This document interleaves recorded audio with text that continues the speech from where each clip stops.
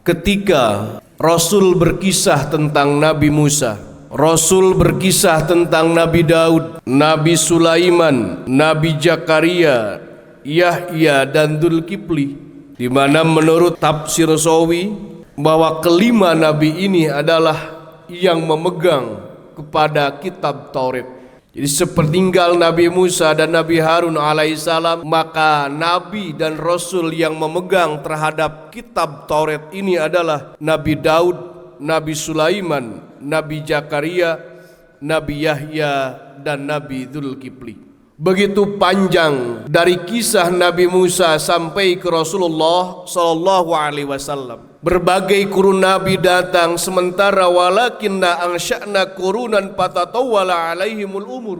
Maka ketika Rasulullah berkisah ini adalah menjadi sebuah kekuatan bahwa Rasulullah bisa mengisahkan Nabi Musa. Ini tanda bukti nyata bahwa Nabi Muhammad sallallahu alaihi wasallam merupakan Rasulullah. Kenapa demikian? Karena seperti yang kita tahu bahwa Rasulullah itu mempunyai sifat al-ummi. Al-ummi itu tidak bisa membaca dan menulis. Rasulullah itu mempunyai sifat patona. Lalu ketika ada pertanyaan, kok dia tidak bisa menulis dan membaca? Menulis dan membaca adalah bukan hakikat pintar, tetapi menulis dan membaca adalah pelantara untuk bisa mendapatkan ilmu dan dinobatkan adanya sifat pintar. Hanya perantara untuk mempunyai ilmu, dan ketika ilmunya banyak, maka sifat pintar itu melekat di manusia tersebut. Maka ketika Rasul ini tidak bisa menulis, tidak bisa membaca, sehingga ada dalam sholawatnya, Allahumma sholli ala Sayyidina Muhammadin Nabiyil Ummi wa ala alihi wa sahbihi wa salim. Itu ada sholawatnya. Karena benar bahwa dia itu al-ummi, bahwa beliau itu al-ummi. Lalu kenapa Allah al-ummikan?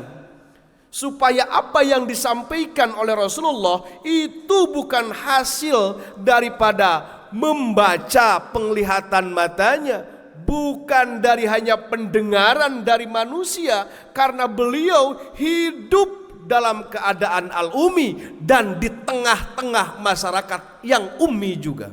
Sahabat Rasul itu hanya 17 orang yang bisa membaca dan menulis, sisanya al-ummi. Maka harus diyakini ketika Rasul berbicara kisah Nabi Musa, Nabi Daud, Nabi Sulaiman yang terdahulu begitu panjang, maka apa yang disampaikan oleh beliau tiada lain dan tiada bukan, itu merupakan wahyu dari Allah Subhanahu wa ta'ala. Karena kalau kita itu bisa mempunyai ilmu, bisa ladang membaca dan menulis. Dan kalau hari ini kita jadi saksi, taruh misalkan sekarang dulu ada lapang hitam di Miftul Huda, tapi sekarang berganti menjadi taman santri, maka orang-orang yang mengetahui bahwa dulu itu ada lapang hitam di belakang masjid, maka kita adalah sebagai saksi sejarah tentang adanya perubahan tatanan Miftul Huda. Jadi bisa melalui membaca atau menyaksikan langsung.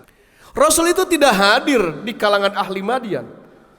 Jauh jaraknya, begitu hebat luar biasa, tetapi Rasul bisa menerangkan sesuai apa yang terjadi dengan kisah Nabi Musa alaihissalam, Nabi Harun alaihissalam, begitupun dengan Fir'aun.